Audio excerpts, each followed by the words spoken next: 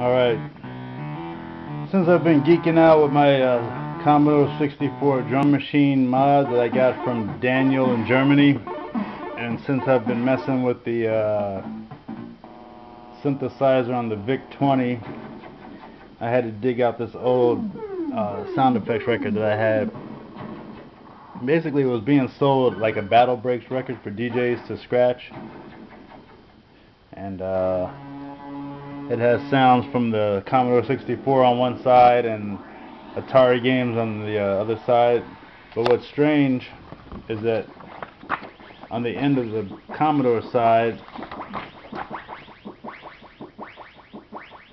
there's a data cassette program. So if you play the record at the end of the record and load that sound into a tape recorder and then play the data cassette into your Commodore 64, I think you get a Roland 303 emulator for the C64.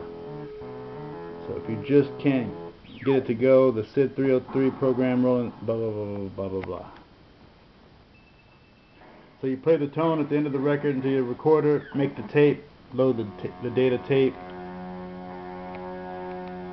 and get a 303 clone. So that's on the 8-bit construction set record. If you find it, if you want to try it out. So search Commodore Amakian and see some other Commodore sounds and stuff.